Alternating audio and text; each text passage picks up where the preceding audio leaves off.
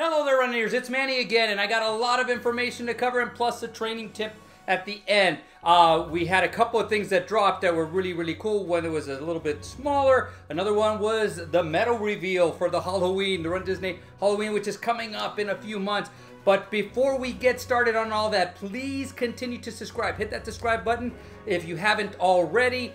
Keep the notification bell so that way you know when these videos are coming out. And keep commenting down below. And a lot of you guys have been doing a great job of even messaging me on Facebook and Instagram, and I'm open to it. I basically encourage it. So please keep asking me questions. I will answer them. And of course, if I can, if it's a big enough topic, I will cover it on one of the upcoming videos. But without further ado, let's get right to it. So first off, we had some information from Club Run Disney. Not the biggest thing because it doesn't seem, I'm not sure if a lot of people want to get into it, but we got some information including when the registration was going to happen, which is going to be August 1st, and then the prices. But let's take a look at what we're going to be looking at. So when you open the tab for the Club Run Disney on the RunDisney page, this is what it's going to be showing now. August 1st of 2024 at 10 a.m. Eastern Time, that's when the registration will begin. And the first one we have is a silver membership, $289. It lists the benefits right here, so you can read them right here, but it does not give you early access to the expo, and it does not give you early access to register for the runs. That starts with the gold membership right here. So the gold membership will give you one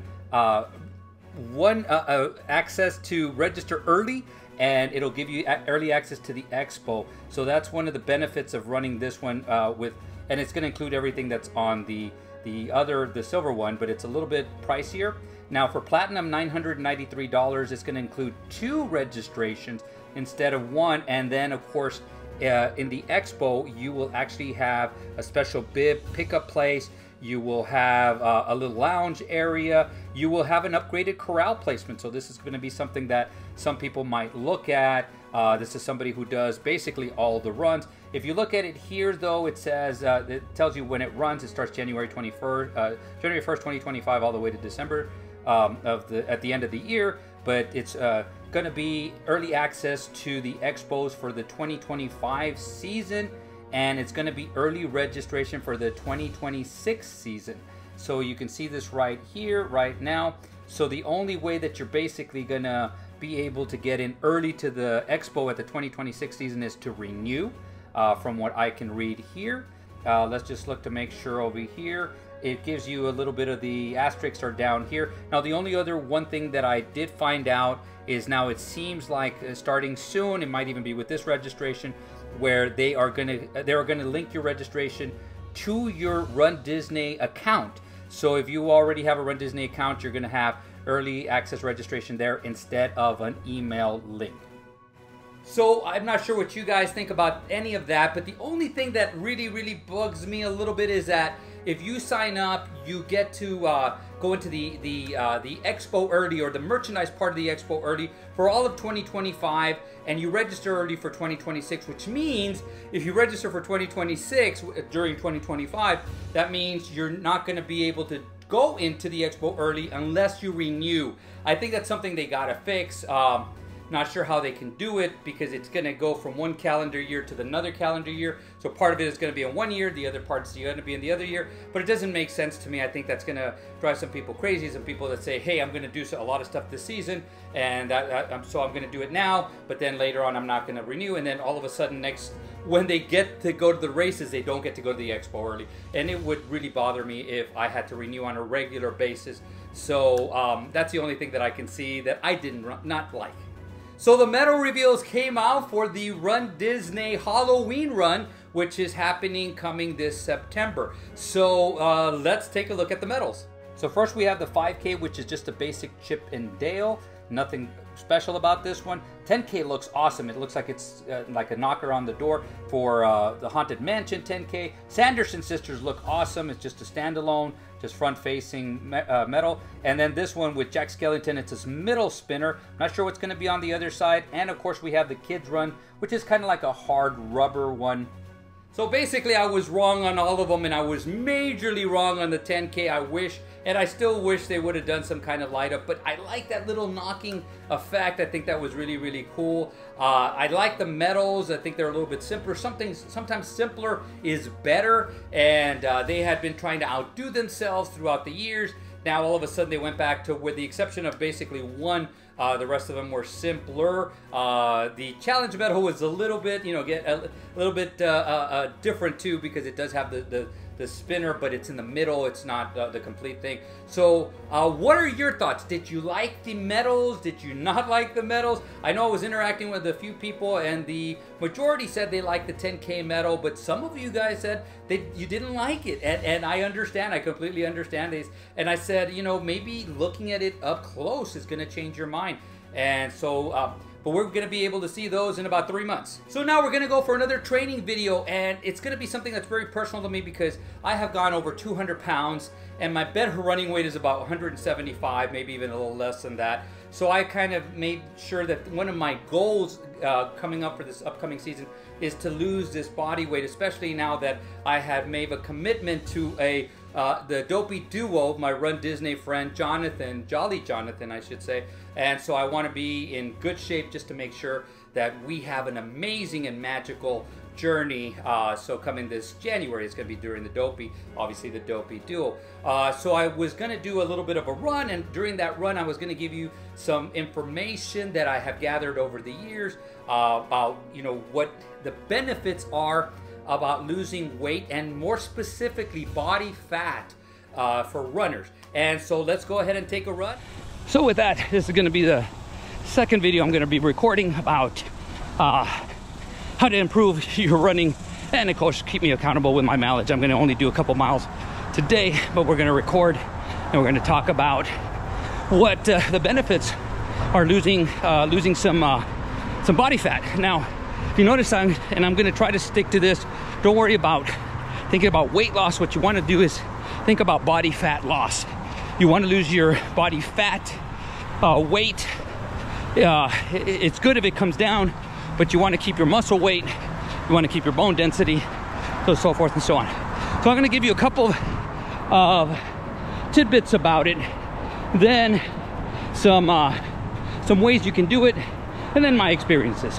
So we'll start off with two kind of tidbits that are kind of like studies. I actually took some master's courses in nutrition out at Arizona State back in the day. It's been a while, but I still remember that a couple of things, because and I should say this, I couple with some of the master's courses in exercise science. So one of them is, if you lose a pound of fat or a pound of body weight, but we're gonna hopefully make it a pound of fat, that is 4 pounds of pressure off of your joints when you're walking. Think about that. If you lose 10 pounds, that's 40 pounds. If you lose 20 pounds, that's 80 pounds. So think about those of you who are managing some pain, or think that they're running with a vest. I always tell people, run with a vest that's a weighted vest, 10 pounds, then take it off. Now imagine after you do that, a mile with it on, mile with it off, imagine if you lost that weight, because you're gonna feel amazing. It's gonna be great. And imagine your joints are gonna thank you so much for putting a lot less pressure on them. Okay, and the second one was, every pound that you lose is off, this is not exact, but it's about 3 to 5 seconds off of your mile time on average for about a 10-mile run. So if you lose 1 pound, it's about 30 to 50 seconds off of your mile time. So if you think about it, if you're running a 15-minute mile, you lose a pound, theoretically you should be at 14 and a half. Now again, it's not exact, but now imagine if you lose 10 or 20 pounds. You can really do some good stuff to your time, because you're not going to be carrying that extra weight, and that's amazing. And now things you can do. So this one, I'm going to start off with something to me that's really obvious, and I don't understand how a lot of people misunderstand this. Hydration. All right, when you are not properly hydrated, your body has to work harder.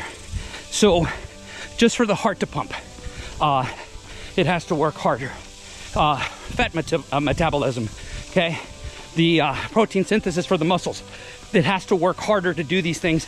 So I always find it so funny when I read on, I'm gonna walk a little bit, but when I read on social media and somebody says, hey, we got a week to go, it's time to start hydrating. What have you been doing this whole time? Piggyback from last time, we were talking about all that we do right now is our studying, our quizzes, and we have our final exam. Where you're gonna fail your final exam if you start hydrating a week before. You gotta start practicing it now, figuring out what you're doing right, what you're doing wrong. I always say keep it in your notes. Keep how many glasses of water you drink or how much fluids you drink.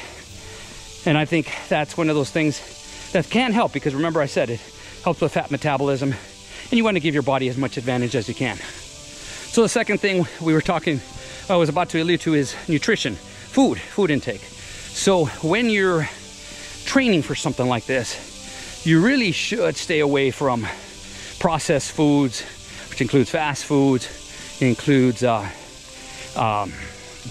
sugary foods, high sugary foods, anything that's packaged and stuff. Again, that's gonna throw a wrench into your metabolism, and it's gonna hinder your hydration too. So you should really start practicing on that now. Limit them, I always say, especially if you've it's part of your life right now. Limit them as much as you can. Start switching over to natural foods like fresh fruits, fresh vegetables, grass-fed beef, free-range chicken, wild-caught fish, especially ones that have high nutritional content, because again, they're going to help your body recover faster, because that's another thing that's going to help you in your journey to lose some body fat. Next one's going to be exercise, and we're doing some of that right now, but there's different forms of exercises and even different forms of cardio. So for example, we touched about it a little bit last time. If I do sprint, okay, that's more of a strength training because it's short bursts, okay? So that's gonna be a little bit different. Of course, weight training on specific muscles, especially if you sit on a regular basis, your glute muscles are gonna be weak. Your abs are gonna be weak. Your lower back is gonna be weak. So you gotta do some strengthening of those muscles so that you can be prepared to run and be at your best. So that's gonna help. Now, it also helps in losing some body fat. So if you do some strength training, your resting metabolic rate should go up. So the miracle happens when you're resting. It's not when you lift the weights, even if it's body weight. When you're resting the next couple of days, your body's metabolism spikes up. It starts trying to fix itself. So the body metabolism will go up, and you should burn off more body fat. Of course, the more muscle you have, the more body fat it can burn. But again, you don't want to get to that threshold where you carry so much muscle that it's heavier for you to run. Also, some people can get away with it, and great for them, but most of us cannot. The next thing is going to be sleep. A lot of people take this for granted, and sleep is different for everybody. I know people that can sleep 5 or 6 hours and they're at their best. Some go up to 10. I'm the one who's 8 to 10, and that's where I'm best. But everybody's different. So again, right now you're doing your homework, you're taking your quizzes. This is when you take your notes. If you're not rested well and you have a horrible run, then this is the time to change that. And where can it help with body fat? Well, the body is recovering when you're at rest, especially when you do some hard stuff like sprint intervals, strength training, long runs. Well, then when your body is recovering, it could burn off more body fat. So that's what the goal is, to make sure we get that body fat down. And the last thing I want to say is just don't kid yourself. A lot of people sit there, and I'm included in this group, where we sit there and we kind of lie to ourselves and we say, oh, did a great run, I can eat a double cheeseburger now. And that's when you got to really be you know, you got to really sit down and think to yourself, I'm gonna be better off eating some grilled chicken, some salmon, some baked salmon with a bunch of fresh veggies. You know, it's gonna help you recover. And then as time goes by, drink it with a glass of water or green tea, unsweetened, no sugar added, green tea. You're gonna see that body weight's gonna go down. You got proper nutrition, so the blood flow is great. You're just gonna feel better. Now, my experiences have been this. I'm at a heavy weight right now. I'm over 200 pounds. My goal is, when I run with Jolly Jonathan, I'm gonna be down to hopefully about 175. So my experience is this. I just feel better throughout the run. I feel better, recovery. My times are faster. My perceived exertion rate. So like right now, if I think I'm running at a 5, when I'm heavier, I might be running at a 14-minute mile. But when I'm lighter, that same exertion rate is gonna be a 12-minute mile. So that's the difference. And so that's just my experiences with this. So I wanna really urge you, lose some body fat. Don't worry about body weight. Lose some body fat. So that way you can have the best experience that you can out there on the courses. With that said, I'm gonna continue these. I'm gonna do some stuff on strength training pretty soon, maybe in some water stuff. But hope you like this video. Keep commenting down below. Let me know if there's anything else you want me to cover. Some people have been messaging me. Please continue doing that too. I'll help you out there. And I'm gonna probably make videos of the people that message me, because your information is important to others also. And they're great questions too. So without further ado, I'm gonna wish you guys to create a magical day, create a magical run, and see you guys sooner than later.